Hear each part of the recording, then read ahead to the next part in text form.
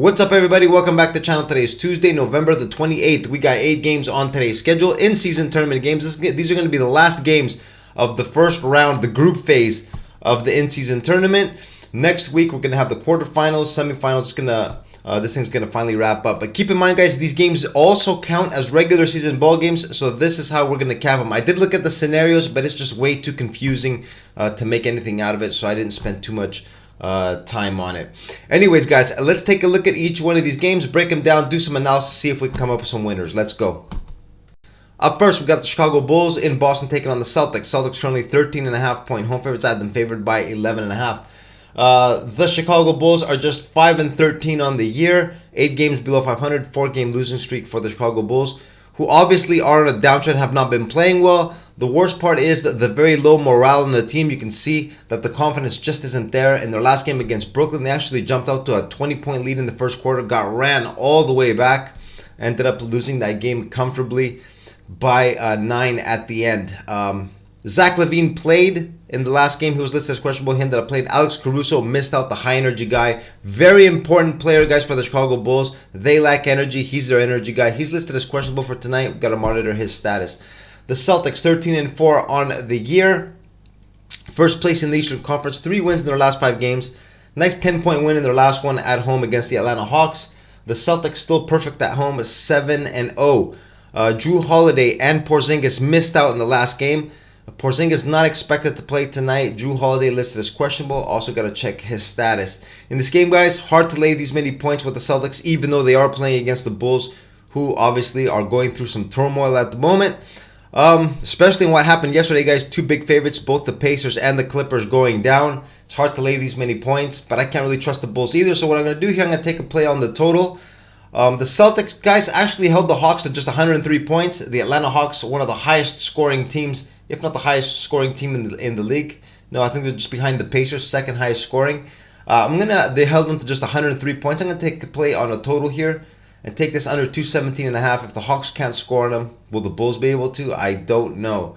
Under 217.5 is my play in this game. Up next, we got the Toronto Raptors in Brooklyn taking on the Nets. And that's currently 1.5-point home favorites. I had the Toronto Raptors actually favored by a point in this game. Toronto 8-9 on the year. 3 wins in their last 5 games. 2 wins in their last 3. Team, you can say, is on an uptrend. In their last one against Cleveland, a loss, a 3-point loss. Nothing really to be ashamed about. Cleveland, very tough team at home. The Raptors actually got up by 10 in that game at half. They were up 10. Cleveland came back, ended up squeezing out a 3-point W. On the injury report, nothing new to report for the Raptors. Everyone should be available. The Brooklyn Nets, 8-8 on the year, 500 basketball. 2 straight wins for Brooklyn, but just 2 wins in their last 5. They actually snapped out of a 3-game losing streak. Beat up on the Miami Heat by 15, and in their last one, 9-point win against the Chicago Bulls. On the injury report, Nick Claxton listed as questionable. He didn't play in the game against Chicago. We got to check his status, starting center for the Brooklyn Nets. Now in this game, guys, how do I see this playing out? I think this is kind of a bad matchup for the Brooklyn Nets. They're more perimeter oriented. Of course, if they can impose their style of play and they can hit their shots, they can pose a problem for the Raptors, guys. But I think the Raptors are a much more physical ball club. They got size, they got depth. I'm going to take him here actually with the plus 1.5. Even though, guys, the Raptors this season, every time I bet on them, they do seem to be a little bit unreliable. But overall, guys, the recent form is pretty decent. And I think they have been underperforming so far this year. I'm going to take him here with the plus 1.5.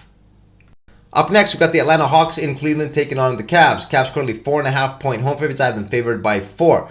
Atlanta 8-8 on the year, 500 basketball for the Atlanta Hawks. Just 2 wins in their last 5. We're actually on a 2-game winning streak heading into Boston Garden. Did not play well in that game, guys. Dropped that game by 10. Only put up 103 points for the Atlanta Hawks, one of the highest scoring teams in the league that put up 124 points a game. Just 103 for Atlanta in that game. On the injury report, nothing to report here for the Hawks. Cleveland, the Cavs are 9-8 on the year, 1 game above 500, 3 wins in their last 5 games. Snapped a 2-game losing streak in their last one against the Raptors, a 3-point win. Darius Garland, who was listed as questionable, he actually ended up playing in that game. The Cavs were at full strength. Donovan Mitchell had a bad game, didn't really look like himself, but I don't think he had any trouble with injuries or anything. I don't see him on the injury report. The Cavs should be at full strength again tonight. Now, the Cavs, guys, 4.5 points at home. They are a similar team to Boston in what sense? They do play very good defense, and at home they are a powerhouse. So far this season they haven't really proved it. They are just 4-5 at home, but they've been struggling with injuries pretty much all year. Now at full strength, I do expect them to win and dominate this game. I'm going to take Cleveland here with the -4.5. Up next, we got the Milwaukee Bucks in Miami taking on the Heat. The Bucks currently 3-point road favorites. I had them favored by 2. Milwaukee 12-5 on the year, tied for second in the Eastern Conference. 4 wins in their last 5 games, even though, guys, in their last couple, they have looked a little shaky.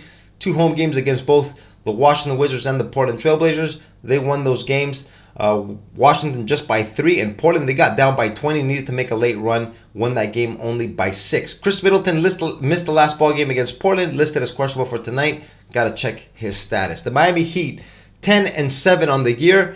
2-game losing streak for Miami. They lost both games in the Big Apple. One to the Knicks by 2. They were up 20 in that game. New York came all the way back, beat them by 2. And a 15-point wire-to-wire loss against the Nets. Of course, against Brooklyn, guys, they were playing without Jimmy Butler, Duncan Robinson, and Bam Adebayo. Just some injury management. Even though Jimmy Butler, his ankle sprain looks to be a little more serious, we got to check his status for tonight. Bam Adebayo and Duncan Robinson are expected to play. Now in this game, guys, even though the Bucks have looked a little shaky lately, I think they are the superior team to the Miami Heat. Miami first came back from a road trip. Always a bad spot. I'm going to take Milwaukee here with the -3 in this game. Up next, we got the Charlotte Hornets in New York taking on the Knicks. Knicks currently 11.5-point home favorites. I had them favored by 10. Charlotte 5-10 on the year, 5 games below 500, just 2 wins in their last 5. We're actually on a 2-game winning streak going into Orlando. 13-point loss, though, against the Magic. Nothing really to be ashamed of, guys. The Orlando Magic have been pounding the whole league this year. The Hornets, some bad news coming out of that game. LaMelo Ball injured his ankle. He only played 15 minutes in that game, listed as out for tonight. He's been struggling with ankle injuries so far during his career. Everyone else expected to play. They did get Terry Rozier back and PJ Washington. That's some good news for the Charlotte Hornets. The New York Knicks, they are currently 9-7 on the year. 3 wins in their last 5, but in their last 3, guys, they have looked a little shaky. In their last one against the Phoenix Suns, 3-point loss at home at the Garden. On paper, it doesn't look too bad, but the Phoenix Suns, guys, were playing without Kevin Durant, also without Grayson Allen. It was just Devin Booker and the rest of the supporting cast. The Knicks could not get the job done. Now in this game, guys, LaMelo Ball, obviously the best player for the Charlotte Hornets, missing. Usually I like these spots, taking the team missing their superstar player in the first game. The rest of the guys tend to rally around each other. 11.5 points does look like a lot. Last couple, from yesterday, guys, we saw 2 big home favorites going down. Why not? The Charlotte Hornets are still capable, guys. They did get Terry Rozier back and PJ Washington. They still have a lot of talent. Like I said in one of my recent videos talking about Charlotte, we are going to have some opportunities with them going forward. They're not as bad as their 5-10 record actually indicates right now. Let's take Charlotte here with the plus 11.5. This is going to be my pick in this game. Up next, we got the Oklahoma City Thunder in Minnesota taking on the Timberwolves. Timberwolves currently 3.5-point home favorites. I had them favored by 3. OKC 11-5 on the year, 4 wins in their last 5 games. The team obviously on an uptrend. Very good start to their regular season. In their last game, 4-point loss at home against the Sixers. Nothing really to be ashamed of. Philadelphia, also a top team in the league. It was a wire-to-wire loss, though. Philadelphia controlled the game from start to finish. OKC, we know they're having some off-court stuff going on with Josh Giddey. He's listed as probable for tonight. The league is investigating some off-court stuff that with a relationship that he might have had with a minor, something like that. He's expected to play, though, for the Thunder. The Minnesota Timberwolves, 12-4 on the year, tops in the Western Conference, 7-1 at home, guys. 4 wins in their last 5 games. The team playing very, very good basketball.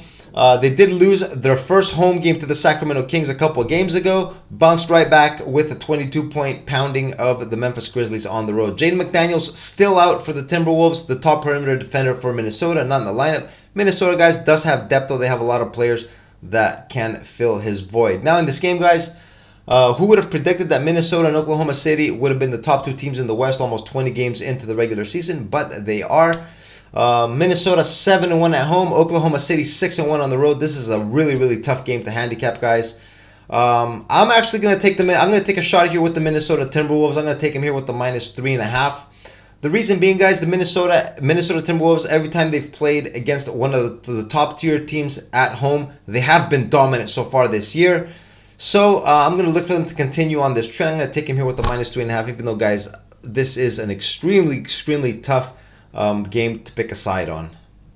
Up next, we've got the Houston Rockets in Dallas taking on the Mavs. Mavs currently 5-point home favorites. I had them favored by 4.5 points. The Houston Rockets, 8-6 on the year, 2 games above 500. Just 2 wins in their last 5 games. Their last two-game winning streak, of course, the Houston Rockets were at home for those 2 games. The Rockets, one of the best teams in the league, guys. Look at this, 8-1 at home and 0-5 on the road. Talk about Dr. Jekyll and Mr. Hyde for the Houston Rockets. Today's a road game, guys, so we got to keep that in mind. They are 0-5 on the road. On the injury report, nothing to report here. Everybody should be available. The Dallas Mavs, they are 10-6 on the year. Just 2 wins in their last 5 games. We're in LA for a little back-to-back set. Beat the Lakers by 3 in the first one. Got blown out in the second game by the LA Clippers by 19. Luka actually injured his wrist in that game. He did have x-rays. They came back negative. He is expected to play tonight, even though we don't know what his wrist is like. I think it's on his left hand, so it shouldn't really affect him. He is a right-handed player.